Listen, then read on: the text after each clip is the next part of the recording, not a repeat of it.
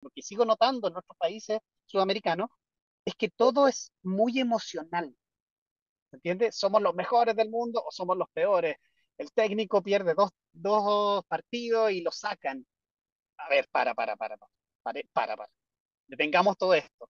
Analicemos con calma el proyecto, qué es lo que se proyectó, cuáles son los datos que indican que esto va bien o no va bien, etcétera. Entonces, yo noto, como te decía, que el shock que yo tuve es precisamente con la hiperemocionalidad que tenemos en Sudamérica. Es una hiperemocionalidad. Y eso es de manera, yo lo podía observar de manera transversal en todos los deportes. Porque cuando yo Incluye. empecé a trabajar, acá escuchaba a los golfistas en un estado emocional acerca de las cosas. No, es que mira, me fue mal, me fue bien. No, pero es que mira esto, el corte, y como todo como emocional. Entonces, yo lo primero que tuve que hacer con los golfistas que empecé a trabajar es decirle, miren, si queremos un psicólogo para ir a contar los problemas, yo trabajo con colegas que hacen eso. ¿Ya? Yo tengo dentro de mi equipo colegas que hacen eso. Que son psicólogos para cuando uno se pega una llorada y una catarsis emocional, ¿vale? Pero si quieren trabajar conmigo, yo tengo un modelo de alto rendimiento de la Fórmula 1 y la MotoGP. ¿Y qué significa eso?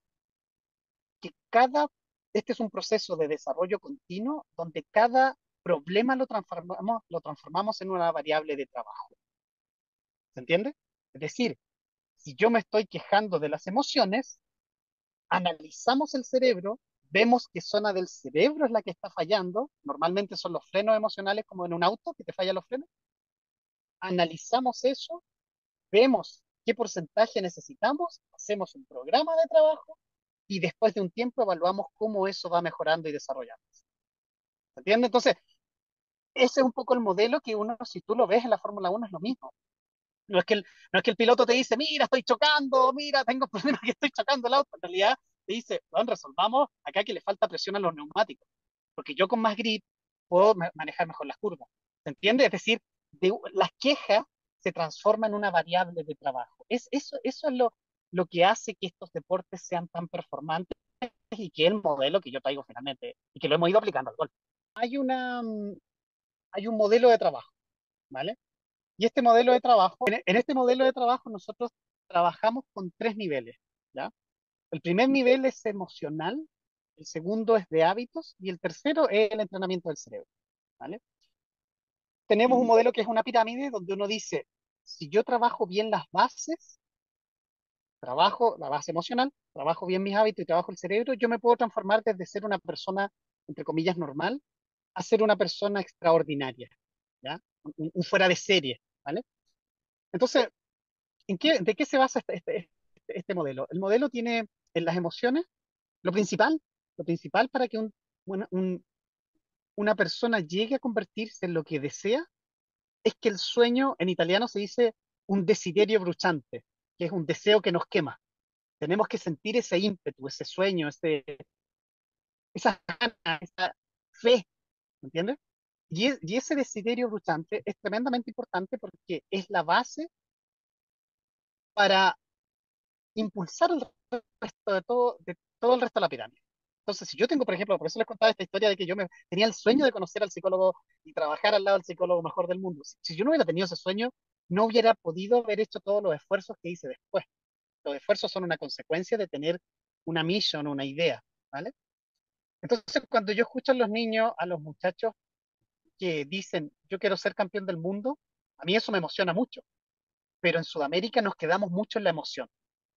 Ahí es donde yo digo, pucha, tenemos que ser un poco más europeos, loco. Los europeos lo que hacen, uno como jalan, es que entrena más horas para ser más rápido. No es que nació siendo rápido. Las emociones están compuestas, como te digo, por el sueño, ¿cierto? Compuestas también por las personas, llevarse bien con las personas que te rodean, rodearse de buenas personas, ¿ya? Que te nutran un proyecto deportivo y personal. Y lo tercero es tener autoconfianza en sí mismo, es decir, que yo crea en mis propias capacidades, pero no porque me pego en el pecho y digo yo soy grande, sino porque objetivamente he medido y sé qué tan bueno soy, en este caso, qué distancia pego con el drive o si soy bueno con los wedges o no, ¿vale? Entonces, después de que está la parte emocional, pasamos al segundo nivel, que es la construcción de hábitos de alto rendimiento, donde ahí se nota todo lo cuadrado y todo lo toda la deformación personal, profesional, perdón, donde ahí, claro, trabajamos mucho los hábitos. Yo soy el tipo de psicólogo que semanalmente las sesiones que hacemos con los muchachos es para ver cuánto están trabajando en el propio proyecto. Porque si identificamos que tenían que trabajar en el factor uno referido a lo físico, factor 2 referido a lo mental o factor 3 referido a lo técnico, yo semanalmente soy el que está pidiendo cuánto tiempo estáis metiendo para esta variable que dijimos que íbamos a trabajar. ¿Entiendes? Y después de que están las emociones, están los hábitos, ahí entrenamos el cerebro con todas las tecnologías y todas las cosas que hoy día la neurociencia nos ofrece muchas cosas interesantes. Por ejemplo, entrenamos en la capacidad ocular de ver distancia, profundidad, de ver objetos con la visión periférica, un montón de cosas. Y vemos las zonas del cerebro que ayudan a que eso se potencie y entrenamos esas zonas para que el deportista cuando necesite usarlas en campo estén fit, es decir, que su cerebro esté entrenado y le responda, lo mismo que lo hacemos con los músculos. Yo miro la realidad de manera lo más objetiva posible. Dicen, tú vas a liberar la mente cuando veas las cosas de manera objetiva. Entonces, bajo este axioma, yo lo que hago con los muchachos es que los ayudo a entender qué expectativas tienen para ir a jugar. Porque cuando uno aprende a observar las expectativas que tiene, se da cuenta de la pérdida de objetividad que uno está teniendo. La persona le puso todas sus expectativas como una mochila. Entonces, lo que nosotros trabajamos una vez que la pirámide está hecha, ¿cierto? Que tenemos un deportista que ya tenemos claro hacia dónde va, que está bien emocionalmente, que tiene buenos hábitos y que sabemos cómo está su cerebro, lo hemos entrenado. Después de que la pirámide está bien hecha, ahí recién hablamos de performance. ¿Se entiende? Y lo que estamos hablando aquí ahora es cómo yo pongo en práctica todo lo aprendido en campo para poder performar. Entonces, la performance a la vez tiene otra pequeña pirámide que se compone de tres cosas. La primera es la sensación subjetiva de control, es decir, cuánto el golfista siente que si quiere tirar un draw o un fade le resulta, ¿vale? ¿Qué control tiene del tiro? Es lo principal. Sin eso no podemos hablar de psicología, ¿se entiende? Es la base para poder performar bien. Lo segundo son las rutinas de tiro que las preparamos. Y lo tercero es la actitud en campo. Entonces, tú justamente me hablaste de la actitud en campo, ¿vale? Entonces, me doy toda esta vuelta para decirte que en realidad lo que nosotros vemos como actitud es simplemente limpiar las expectativas, aprender a jugar sin expectativas. Cuando yo he dicho esta cosa de Joaco y que tiene oro en la cabeza, es porque precisamente él produce en su cerebro ciertas ondas cerebrales que para nosotros cuando yo la vi, y yo siempre cuento esta cuestión, me emocioné, como que dije, puta, no es que existe solamente en los libros, existe de verdad alguien que tiene esta capacidad, que es la capacidad simplemente de silenciar la cabeza. Y eso que parece algo tan simple, cuando te estás jugando X cantidad de recursos, de plata, o te estás jugando tu carrera en un pad, es tremendamente importante porque poner la cabeza en silencio es lo que nosotros buscamos en el golf. Sí, este loco es capaz de hablarse poco cuando está haciendo algo tan importante. Vos con Mito Pereira comenzaste a trabajar en el 2018, ¿puede ser, Eugenio? Sí. Y nosotros empezamos a trabajar y estaba, claro, no le estaba yendo bien, habían 12 cortes seguidos que no había pasado. Y de ahí, claro, yo le dije, Mito, loco, tenemos que trabajar, pero yo te voy a molestar porque yo soy muy estructurado para trabajar. Y el Mito, como nosotros en chileno decimos Mateo, es como muy disciplinado, ¿ya? Entonces Mito dijo, ya, pues pongámosle, empecemos a trabajar. Y claro, empezamos primero lo evalué, vi todas las características que tenía y todo, y yo dije, mira, este auto que tienes tú es de todas maneras un Ferrari, tiene esta parte que le falla, los frenos no están, hay que ponerlo a punto, pero sigue siendo un Ferrari. Y ahí empezamos a trabajar y de a poco empezó a repuntar en su carrera y bueno, seguimos trabajando. Cuando se producen movimientos extraños, lo que ustedes llaman los dips y otras cosas, ¿cierto? Que pueden ser dips, que es el extremo, ¿ya? Cuando se producen movimientos extraños, es como en un disco, ¿ya? El tocadisco que la aguja se saltó, pic, se salta, ¿vale? Pic, y se salta y sigue, ¿ya? Y esos principios, pensemos que se ocupan también en el lenguaje, cuando tartamudeamos o nos ponemos nerviosos, ¿cierto? Porque pensemos que el movimiento está en todo, desde cómo hablamos hasta todo está en el movimiento. la circuitería del movimiento es muy compleja, ¿ya? Porque pensemos que el ojo tiene que ver, manda a una parte acá en el centro del cerebro donde tengo acá ¿cómo se llama? Los audífonos, manda una zona que decide si el movimiento es nuevo o no, te lo manda, bueno, pasa por la zona ocular, una serie de cosas, lo manda acá al cerebelo y el cerebelo lo manda por la columna vertebral para abajo y después va igual.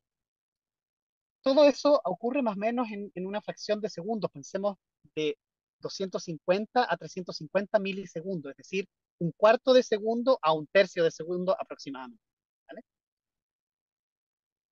Esto cuando es eficiente nosotros no lo notamos. ¿Y cómo uno puede ver que es eficiente? Porque el movimiento es fluido, ¿vale? Pero cuando nosotros pensamos en exceso o nos emocionamos en exceso, toda esa circuitería que está hecha en automático pasa a control manual, ¿vale? Igual que en un auto que uno tiene el automático y de repente no se puede ir en velocidad crucero y después le pones, tienes que manejar los cambios, pasa a control manual. Entonces en el control manual, como yo estoy emocionado o estoy pensando mucho, todo ese exceso de actividad cerebral interrumpe el flow y la fluidez del movimiento.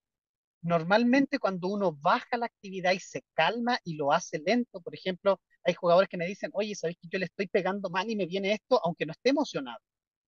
Entonces yo les digo, ok, lo que tenemos que hacer es que hace el movimiento lento, lento como en cámara lenta, lenta, lenta, lenta, lenta, de manera tal de que la agujita reescriba de nuevo el circuito y que vuelva a pasar más veces por ahí y la circuitería vuelva a tener el mismo proceso que tiene cuando está en automático. ¿Se entiende lo que trato de decir? Lo Excelente. primero es, en síntesis es, siempre que yo estoy pensando, voy a perder performance. ¿Y qué significa pensar? Que me estoy dando voces en la cabeza, dándole juicios a las cosas. Esto es bueno, esto es malo, lo hice bien, lo hice mal, el score. Las voces, volvemos al concepto del Joaco, voces en la cabeza, no silencio en la cabeza, siempre es pérdida de performance. Cuando uno tiene movimientos que no son correctos, si yo lo hago lento, le doy más opciones al sistema nervioso de reescribir el movimiento que es correcto. Por lo tanto, yo prefiero, siempre les recomiendo a mis jugadores, "Ah, diviértete, relájate. Ya lo que preparaste, debieras haberlo preparado antes, ya anda a entrenar cosas finas, pero es más importante que tú bajes el estrés a seguir estando en el hotel encerrado pensando excesivamente y estresándote más de la cuenta. Por ejemplo, hacer cardio. Todos los deportistas que trabajan conmigo, todos los, los hincho, los molesto, les insisto en hacer cardio porque el cardio tiene un efecto tremendamente importante a nivel cerebral, hace que los pensamientos bajen, la intensidad de los pensamientos bajen, uno está más sereno. La meditación, sin duda, que sirve, pero no solo que sirve 48 horas antes, sino que sirve en la vida. Los deportistas que trabajan conmigo, todos meditan. Para mí la meditación es como la higiene dental, tiene que estar siempre, lo mismo el cardio. Son cosas que van de la mano si queremos tener una buena salud mental y performar desde el punto de vista mental, hacerlo bien, ¿vale? Sin eso no podemos decir, sería puro filosofar acerca de la mente.